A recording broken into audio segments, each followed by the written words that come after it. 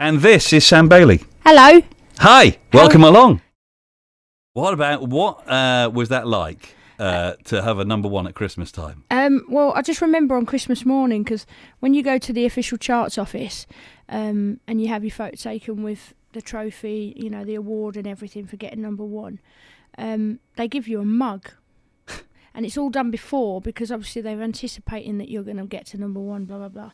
So it's always before, and this mug said official number one. And I remember on Christmas morning, the first thing I do every morning is make a cup of tea, and I had a cup of tea in my official number one chart mug, and it was just so surreal. And I mean, I don't tend to listen to myself quite a lot, but all I could hear on the radio that day, because I have the radio on Christmas morning, because they play some wonderful Christmas songs when the kids are opening their presents and stuff. Yeah. And I sat there, I was like, oh, Skyscraper's on. And I don't like listening to myself, and like Craig's like, no, keep it on so we can listen to it. I was like, no, I don't want to listen to it. We were just saying before you came on, what a roller coaster. Yeah. I mean, when did it I guess it gets more intense as time goes on. So you go to the audition and everyone goes, wow. Yeah, I think that the closer you get to everything, and you know, the further you get, you kind of go, wow, Jesus, I'm going to be, wow. And then I think the biggest shock for me was getting to the lives. Yeah. But then I've got the biggest gob in the world, and like I had to keep it quiet because it's all recorded before. Yeah. And that was the hardest thing in the world, just not being able to tell anybody. How long did you have to keep it secret for? Quite a while, quite a few weeks, because it's all done way before. And then, you know, you almost have to... There's things like Digital Spy and things like that on the internet where it gets leaked, but not a lot of people know about it. So even family members, because, you know, obviously in my family there's quite a few gobby people that would say something and, you know, tell someone, don't say anything, and then that person would go, oh, don't tell anyone. Next thing you know, everyone knows. So I had to generally keep it a secret from loads of people, and I wasn't allowed to say anything. But oh my goodness, finding out that you're going through to their lives but then not having to tell anyone was the hardest thing ever. And in because you worked in the prison. Yeah. And so, did your work colleagues know? Well, they had to know. The governors in the prison had to know what was going on, because obviously, you know, me going into the live shows, it meant I had to have a little career break. So I had to fill in all the forms and everything to apply to go on a career break, and go and see the top governor of the jail. And, you know, they was all really supportive. The prison service have been fantastic to me with regards to having the time off and stuff. But and I generally miss it, you know, I miss the people. And when did the guests of the prison find out?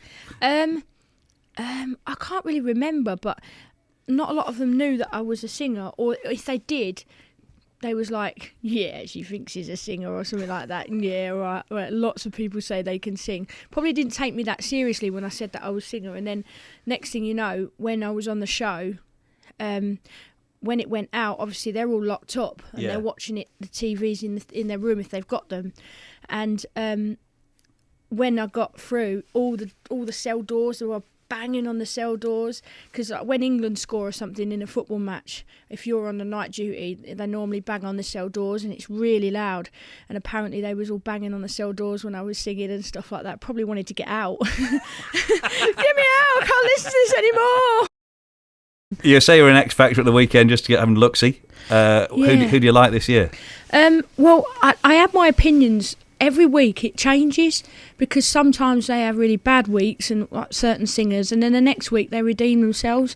I think Fleur definitely was amazing lady on with the Saturday. Hair. She was amazing. But then some other weeks that she's not been as good, or it's not been the right song or something. She's got amazing potential. I think she's going to go a long way. Andrea needs to sing a man song. Yeah. I'm sick of seeing him sing. But then again, it's not going to work out very well this week with him doing a Whitney, whatever it is this week, what the theme is. So I'm loving Stereo Kicks. I think they're really fun. Only the Young have really surprised me.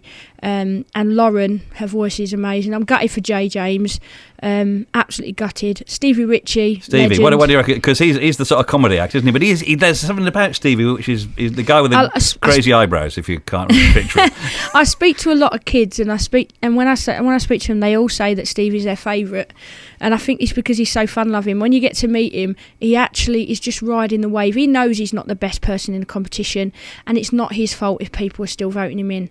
So, you know, if if you want to keep him in the competition, keep him on the competition. But if you don't, just don't vote for him if you don't want him to win it, you know. But he's generally having fun, and that's what you should be doing. And you have to remember, before it's a singing competition, it's a TV show.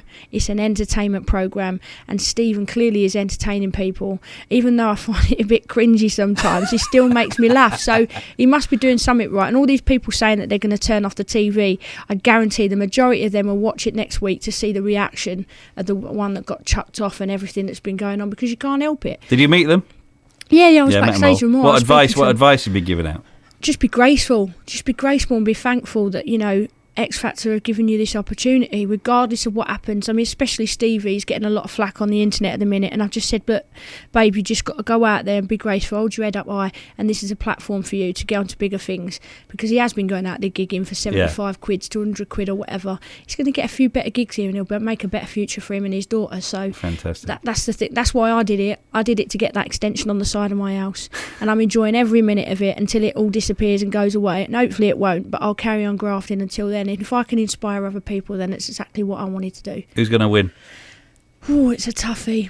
I'd like Ben to win.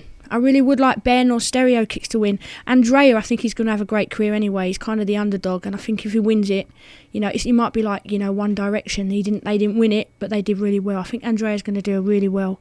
I'm liking all of them. I can't call it. I like Ben, I like Stereo Kicks, and I love Lauren. I think she could be a little Hannah Montana of this country. So not Miley Cyrus, Hannah Montana. Let me just clear that one up.